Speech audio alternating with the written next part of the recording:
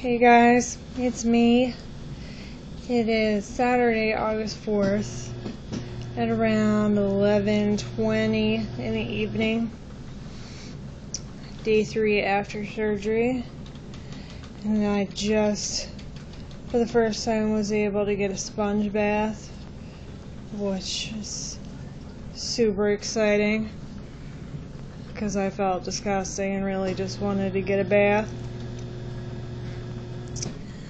So things are starting to get better. It's getting easier to breathe. I've been doing much more PT with a little breathing machine. You just blow into it and it measures how much air your lungs can hold.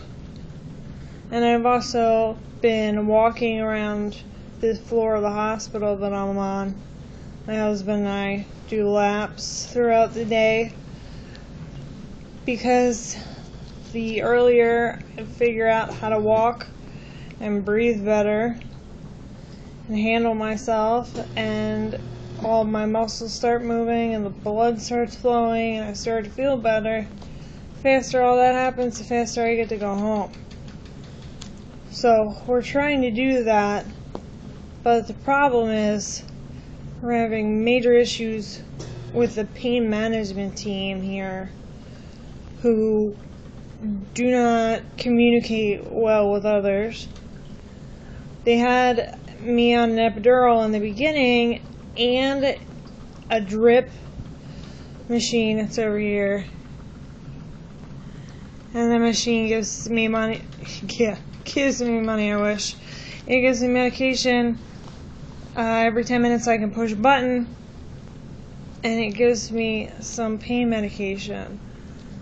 Well, they decided yesterday while I was sleeping that they were going to take away the epidural without letting me know this, but they didn't replace it with anything, and they didn't bring up the amount, they didn't raise the amount of medication that came out of the machine over here with the button. So, I am constantly in pain, and I don't have enough pain medication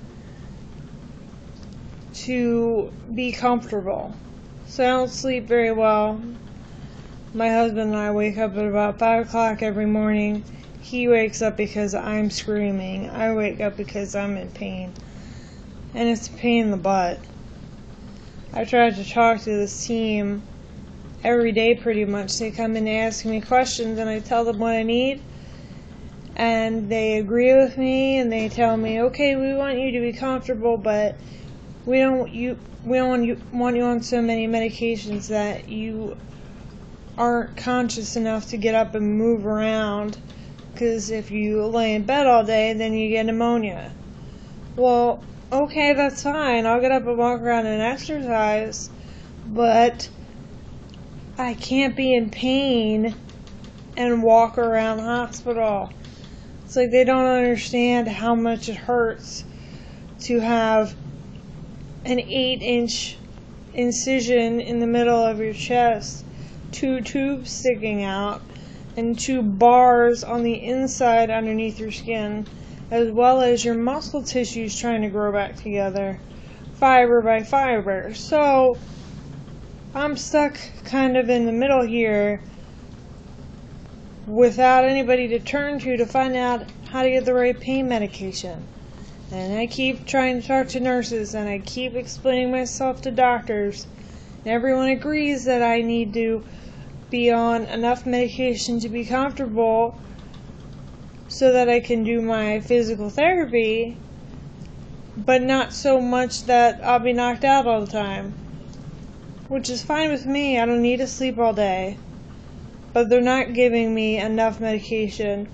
So what happens is, like today for instance, my husband and I went to walk around the floor, and by the time we got back to the room and I got back into bed, I was in severe pain because the muscle tissue was spasming on the right side of my chest, and it kind of almost felt like it got stuck, and it was just this stabbing, horrible sensation that I couldn't get rid of.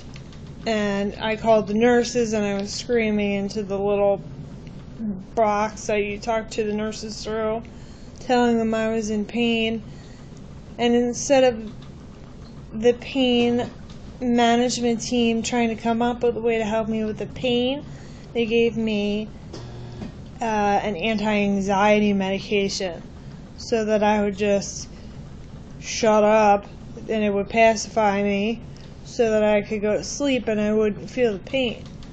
Of course, once I woke up, I was still in pain because they didn't give me anything to actually treat it.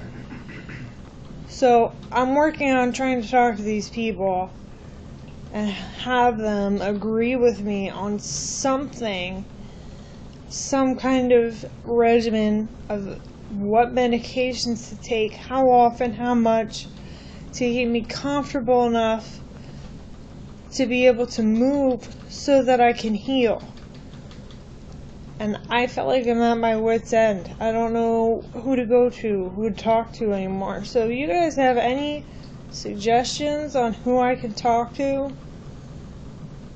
or who maybe would listen to me within a hospital, if any of you guys work for the medical field, whoever is above the pain team, I need to know who that is so that I can contact them and let them know that they're not listening to me as a patient and that I'm not leaving this hospital until the pain is under control, and they're not listening to me or trying to help me actually get the pain under control. So it looks like I'm about to move into this hospital.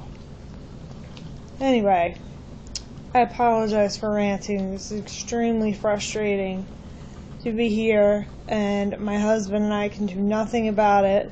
All he can do is hold my hand as I'm squeezing it and screaming and crying and trying to explain where it hurts and why it hurts and try to get help and get no answers. So if you guys could just pray for me or just send some love my way, I would truly appreciate it. And if you could comment and let me know who I should talk to get these guys to listen to me so that I can finally be comfortable enough to go home. That would be awesome. And for all of my Facebook friends, all the information for the hospital here, if you guys want to call me on the hospital phone, you can call me any point of day pretty much. We're 3 hours behind you guys, so East Coast time. Call me anytime between 11 a.m. your time and 12 p.m. your time. Anyway, I will talk to you guys later. Have a good night. I'm sure y'all have a better one than I will. Thanks for listening and watching these videos. I'll talk to you later.